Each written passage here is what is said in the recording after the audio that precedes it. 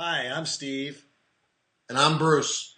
and we're going to talk today about working with recruiters, of which both Bruce and I have been. Well, Bruce, you've been a recruiter for over 10 years, and I've been one for 8 years now.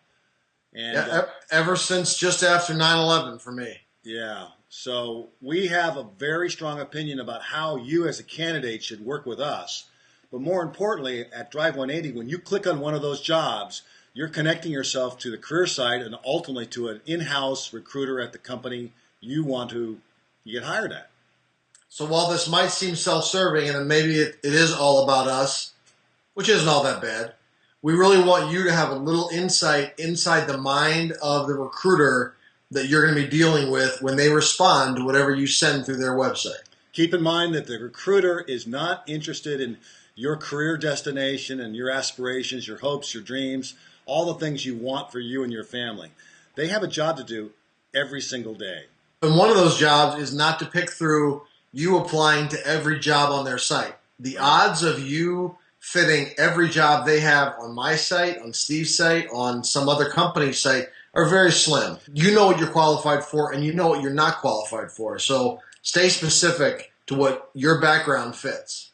It's another way of saying only apply for the job that you're really good at.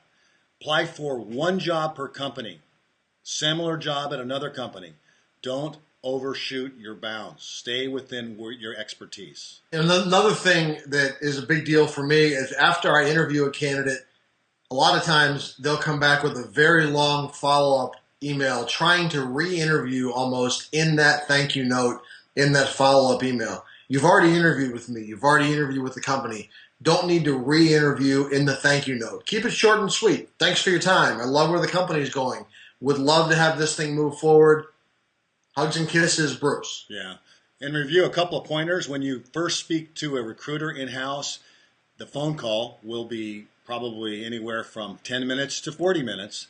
Make your responses short and succinct. Don't be long-winded. You cannot tell what their reaction is, so keep it short. Keep it very short and let them drive the conversation. That's the first interview. Right, and you're never going to get the job in that first interview, but you can sure as hell lose it in that first interview.